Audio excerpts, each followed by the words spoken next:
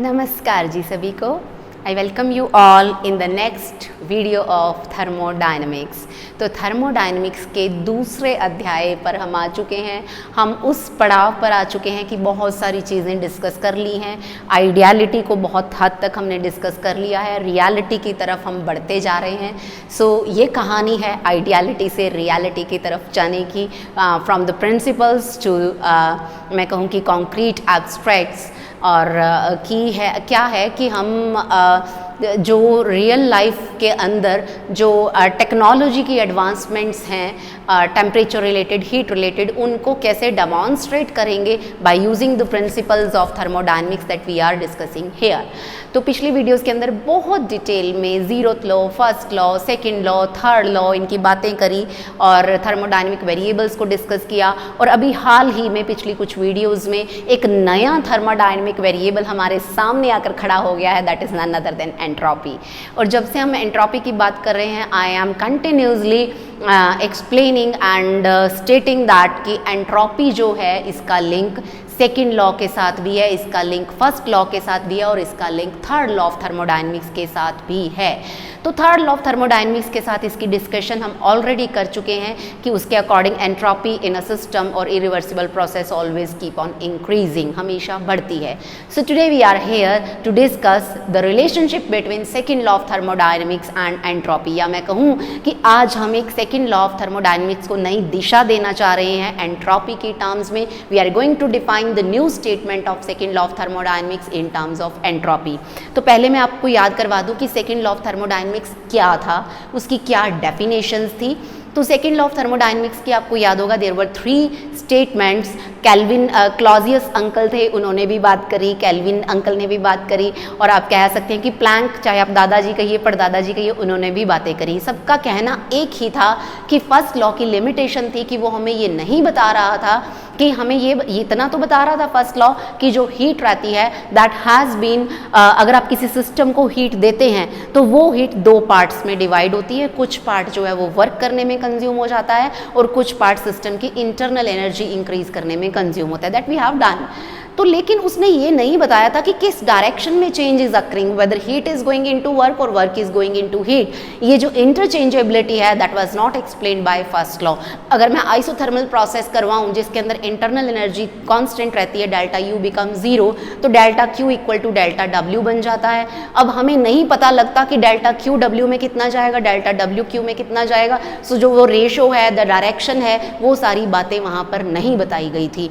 तो उनको रेक्टिफाई करके कैल्विन, प्लैंक और क्लॉजियस ने हमारे सामने पेश किया भी कोई भी सेल्फ एक्टिंग मशीन जो है, कोई भी self acting machine lower temperature से हायर टेम्परेचर की तरफ हीट को ट्रांसफ़र नहीं कर सकती without the help of external agency.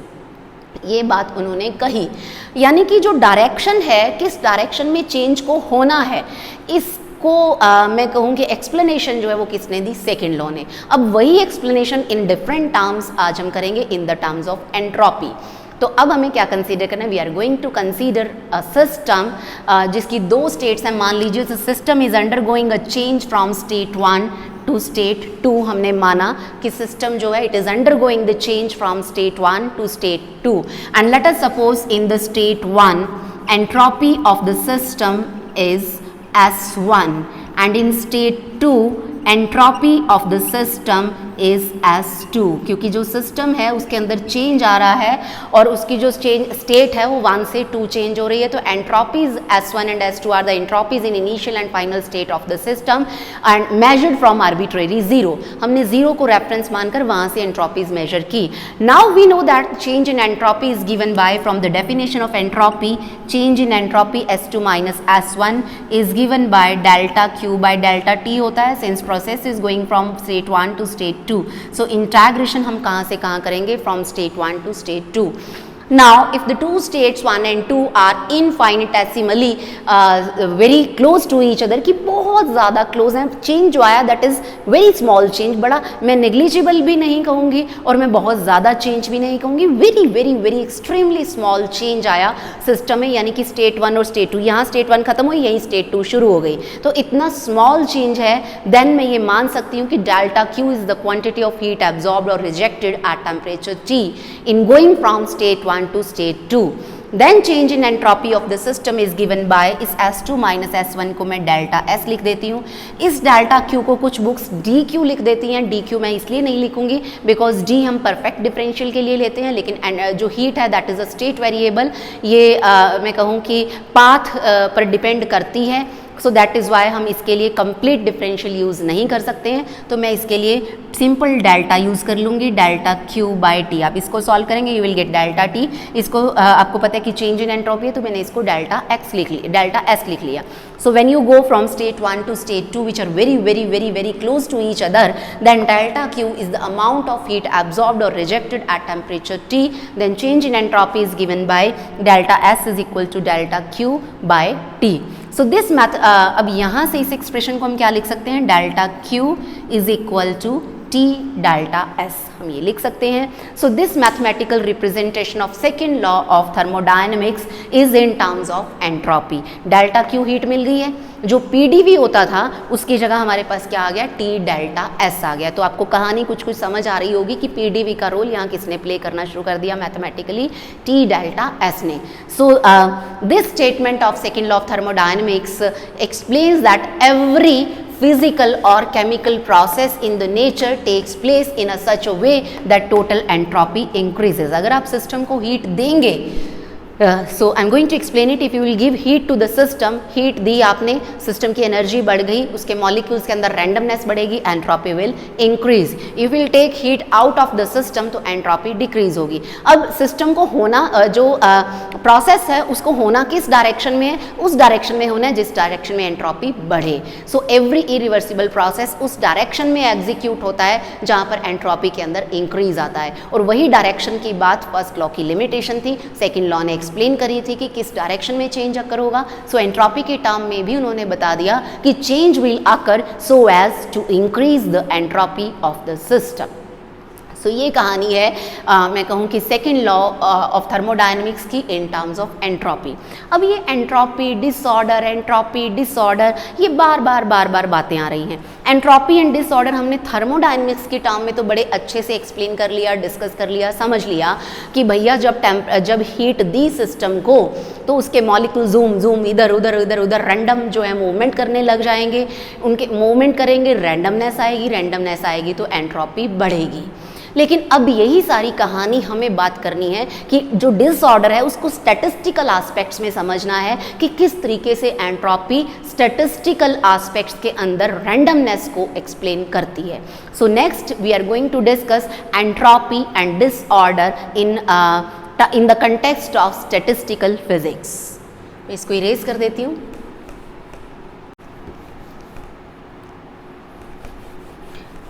Heading erase नहीं करेंगे, हेडिंग के अंदर मैं यहीं पर चेंजेस कर दूंगी। जैसे मैं हमेशा कहती हूँ कि आप लोगों को दोबारा नोट करना पड़ेगा, बट आई विल इरेज, मैं यहीं पर थोड़ी अमेंडमेंट्स करके इसको टॉपिक को रेक्टिफाई कर दूंगी।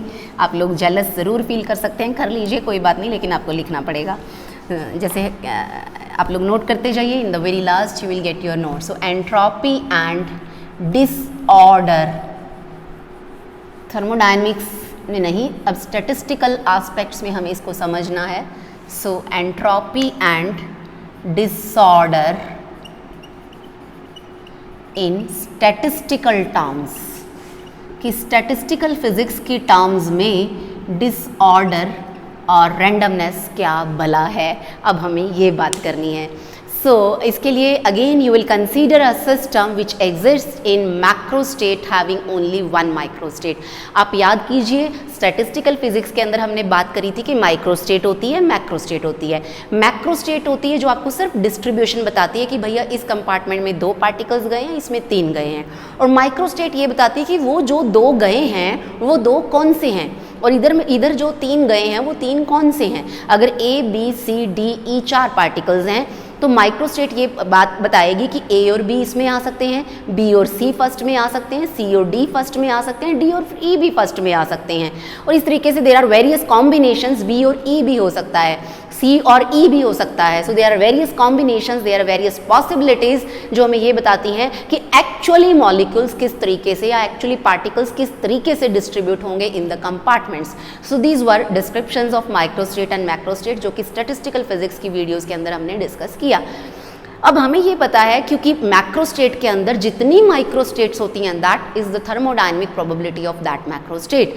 अगर मैं ऐसा सिस्टम कंसीडर कर रही हूँ, मेरे पास एक ऐसा सिस्टम है जिस सिस्टम के अंदर मैक्रोस्टेट जो है, I am going to consider the macrostate जिसके अंदर एक ही माइक्रोस्टेट हो। जैसे कि हमने पीछे भी बात करी कि ऐसी मैक्रोस्टेट कौन सी हो सकती है जिसमें सारे के सारे पार्टिकल्स एक कंपार्टमेंट में चले जाएं।